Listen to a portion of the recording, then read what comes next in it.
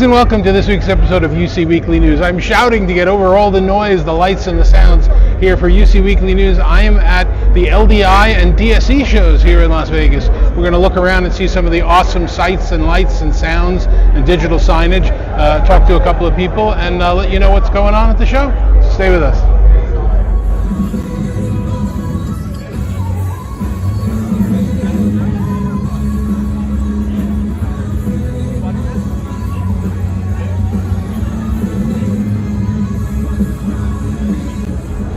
So I've been going to the LDI show, Lighting Design. It's a lighting and staging show, on and off probably for about 20 years. You can see this behind me, I assume you can see, there's lights and lasers going all over the place and smoke and fog machines. I'm about to walk into a smoky cloud. It's really this year now about more experiences. So yes, you can use this if you're in the lighting and staging and theater worlds. I don't understand what's going on. See, I'm now in a fog bank. But you know, people are now looking here for experiences. What can be done with DV-LED, what can be done with lasers. It's really exciting and really interesting. So you walk around this show, you know, some people are doing business, but it's primarily to get some ideas as to the kinds of things that you can do. It's really fascinating, and the things that you see here and the people that you run into, it's definitely worth your presence for a day or two. Not much longer than that. It's much bigger than the Digital Signage Expo show that it's connected to, and DSE was actually smaller this year than last year, so I don't know how many more years they're going to be doing it. But anyway, let's keep going. I'll show you what some of the cool things are that I've seen around here.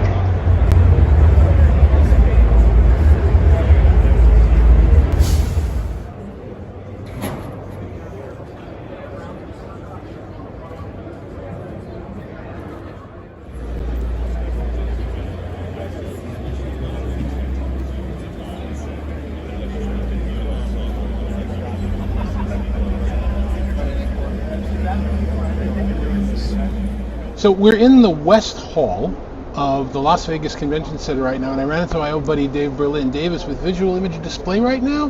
That's correct. Great seeing you. Tell me what Visual Image Display is. I got to get the words right. It's too early in the morning.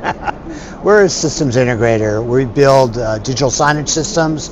That's why we're at DSE, and we're a systems integrator of corporate AV, higher ed, and healthcare. Now, most people don't know this.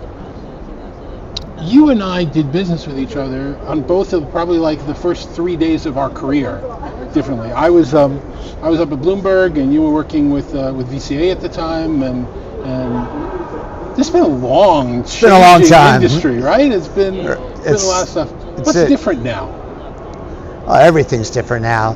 I think back then it was a lot of mom and pops working. I mean, the larger companies were maybe doing $5 to $10 million a year. And you had a couple behemoths that were mostly box houses. Right. And now you have companies doing over $1 billion a year in sales. And it's just, it's a different environment. And it's, we were explaining what video is back then and how maybe you could hook it up to a computer. And now it's an IT world. It's very different. It's completely, and I'll remember though in those days when I was building those studios and everything else, I would call you and say, this isn't working, or what do I do for this, or who's your smart guy for that? There would be that interaction, and now I don't kind of really know who I'm dealing with. Now there's, you know, like representatives in every city and private equity owning everything now, right? It's a different world than it was. You don't have that I'll be right over service anymore. It really is, and I think nothing really gets better when it's offshored. Your help desk is offshored, engineering's offshored. You know, at Visual Image, our engineers are trained in the art of project management. And when we get a project in, when we have an opportunity, they see it from the sales process all the way through to commissioning. So you always have, I'm from Jersey, you always have a guy. We're from Jersey. And you always want to say, I have a guy. If you need anything, you call. And I think, you know, some of that's gone now in the industry, where somebody's seeing it through. You get the sales guy that takes it and tosses it over the wall to the people whose job it is to fulfillment. And I got in a lot of trouble a bunch of years ago writing that blog about you have the A team and the B team and the C team, and you never know which one you're going to get. Mm-hmm. But so you're not doing that now? You're doing one team for the whole project? One team follows the project all the way through. So the person who's quoting the job is going to be the person that's engineering it. And don't get me wrong, there's a ton of support staff behind that person, but they're the guy that's going to show up in the field. They're the guy that's actually going to train the end user. They're the person, that engineer is the person that's doing the page turn as we go through the room case scenario, the room use scenario for each room and how it's going to be used, what the user wants. So when we're dealing with our consultant friends, we go through it with the consultant and the customer and the construction company all in the same room. So there's no mistakes. It makes for a much better project, much better results. So everybody knows what they're getting, expectations are set. So as you look at the integration business and the digital signage business and all the other technology you're into, what are some of the more important trends that you're seeing happening in the space? I think companies are spending a lot more time thinking about how to make it a better experience, the reasons why they want people back in office. And a lot of that has to do around the amenity spaces and creating a reason for people to come to the office, creating a space, creating that casual collision where a project manager on a project could run into somebody in finance or somebody in business development. Maybe they're having a yogurt in the corporate cafeteria, which is now being created to a town hall meeting space. I think these are important trends because we could sit in our cubicles and we could do spreadsheets or do our engineering drawings. But you could do that anywhere. You don't have to be in office to do it. The in-office experience should be about people. And companies are thinking harder about how they bring their people together and how they offer that mentorship. So what do you guys do? I mean, what's your forte at Visual Images? So I think we're primarily known for large-scale rollouts, primarily to retailers and the Department of the Army. We have thousands of locations globally deployed where we monitor everything that's going on with that digital signage deployment. And we use a CMS, we have DBI, and we have Grassfish, and I think that's where we're best known.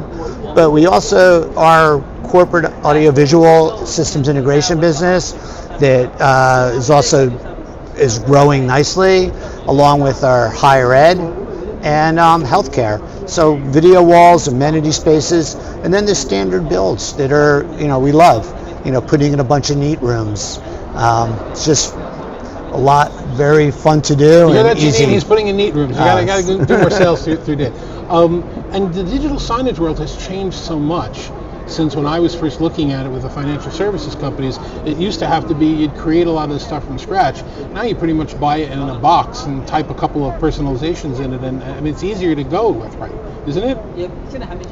It's easier to go till it's not easier to go. So if you're putting in your standard, digital signage, there's a lot of stuff you could do. When you start talking about a video wall, I mean, so many people we put in, back in the day at various financial institutions. Yeah. You put up $1 million plus video wall, and we don't know what the corporate message is. So I think at VID we really start with what are you trying to achieve with this, and what are you trying to do, and if there's something different or unique through either the DVI software platform, we could get it working, or through other partners. So we really look for the bang for the buck and how we could achieve those goals. So if I'm here at DSE walking the show floor as an end user, what are the kind of things I should be looking for in partners, hardware partners, integrator partners? What are the things that I should kind of be aware of here?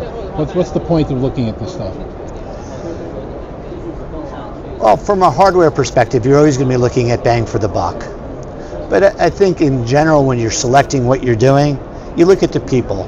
You look at the people, the process, and the culture. And I think those three things is somebody going to be there for you when you call? And can they deliver what they say that they're going to deliver? And you need to be very careful because there's a ton of, especially at this show, there's a ton of very small players, hardware manufacturers we may not have heard of. So you need to balance that and their creativity and ingenuity with something that you trust, because at the end of the day, what we build are things that are very visible. People use them, and when they don't work, it's very noticeable. And if you're the person that's supposed to be keeping that running, it's you're only able to grow as a business and get clients based on the quality of the work you've done for other clients. And you've got a big client list at this point right now, and growing, of companies that are willing to say, look at how good this turned out. This is a great experience. That's really what you should be asking before you deal with an integrator, right? Yeah, absolutely. It's all about the project experience, right? How, somebody, when I was a young salesperson just starting out, my mentor said, people often forget how much they'll always forget how much they paid for something. They'll remember how smooth the project went, and then frankly how well it was maintained and how available you were during that process. And when we're out there and we're representing ourselves, it's your reputation that's on the line. It's personal to take care of a client, and we try to stress that in our culture, that our engineers and our project managers and the whole support staff are very connected to the client and feel that personal sense of responsibility.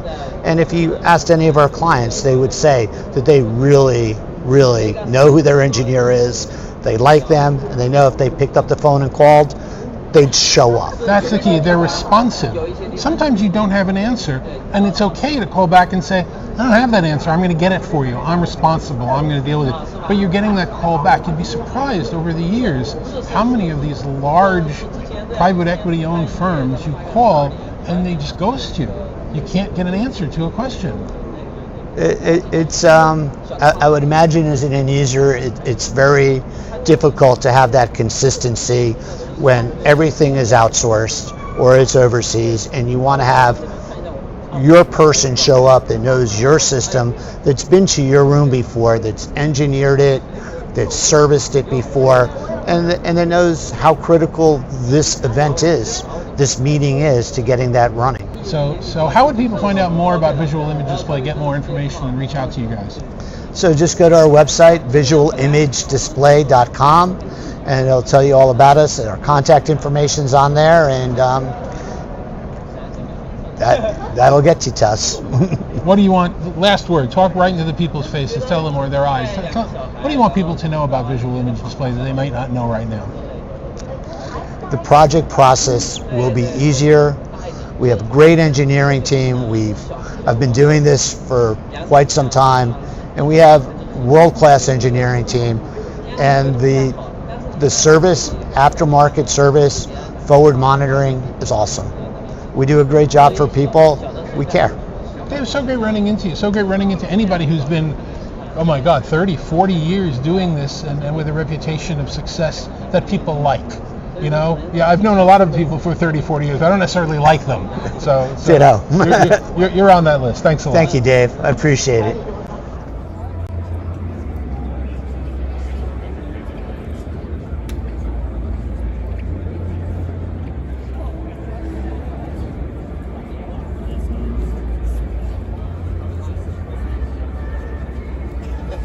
I'm still here at Digital Signage Expo and LDI, but I ran into my friend Michelle Lorette. Hi, Michelle. Hi, David. Why are you here?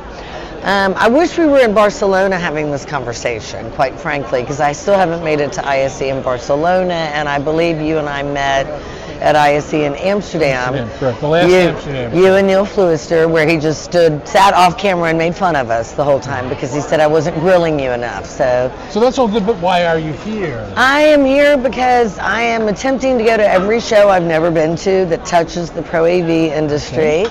So it is my very first Digital Signage Expo. I've been following it for many years, since Rich Ventura was the president of the Digital Signage Federation, and Alan Braun had educated me about it with his son Jonathan. They do a lot of digital signage consulting, and it is co-located with the lighting design show, where I had no idea how popular smoke machines are in lighting. So who knew? I guess it's a live events thing.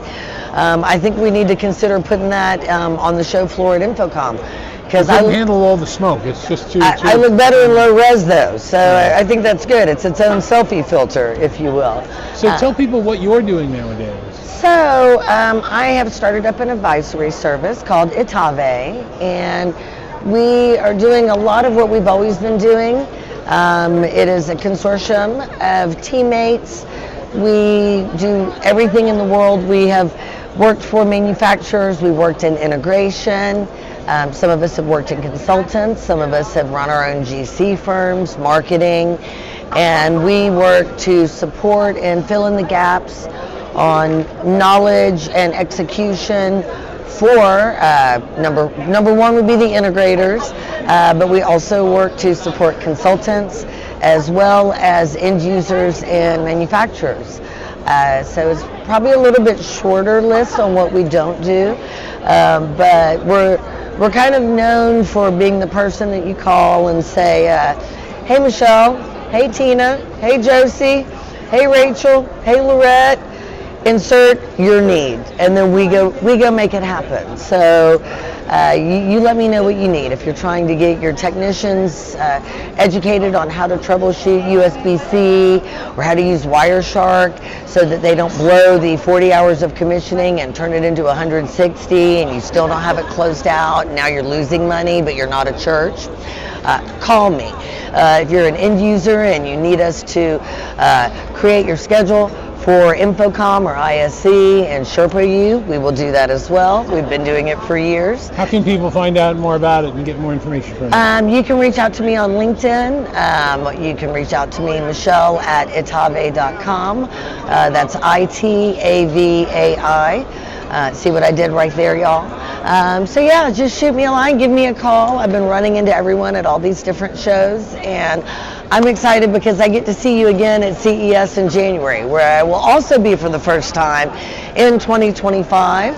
And just for the record, I want Mr. Blackman to know it's on my schedule for ISE 2026. I'm finally going to make it to Barcelona, so yay. So Thanks, Michelle. We'll see you soon. y'all call me.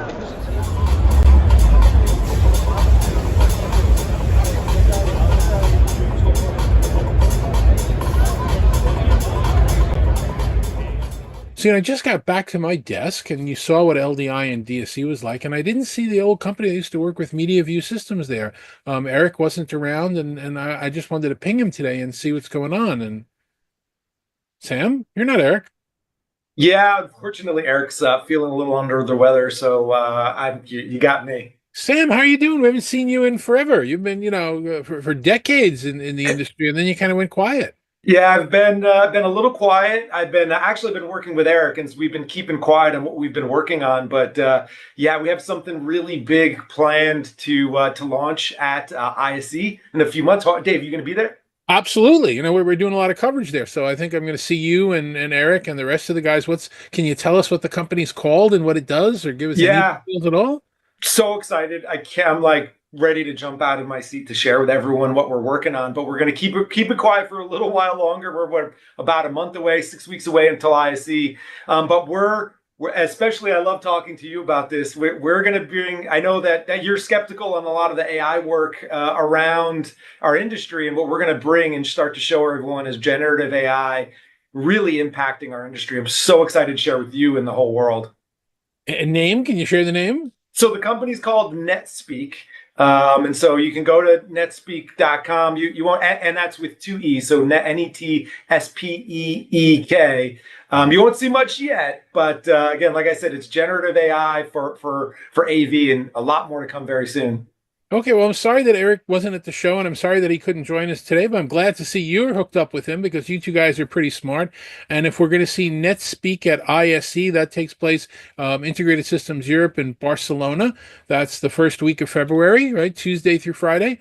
I'll be there. I guess you'll be there. I guess we'll be saying hello to a lot of people, and we'll be introducing people to Lena, right?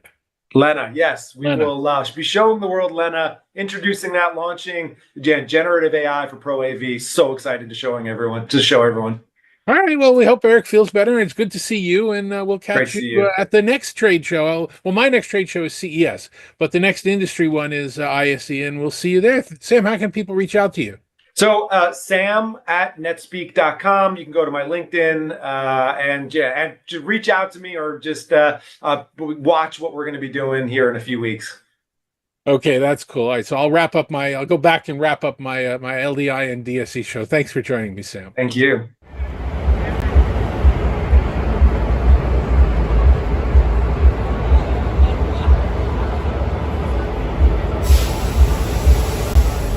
So that's it for this week's episode of UC Weekly News. Thanks very much for watching. We'll see you next week. Take care.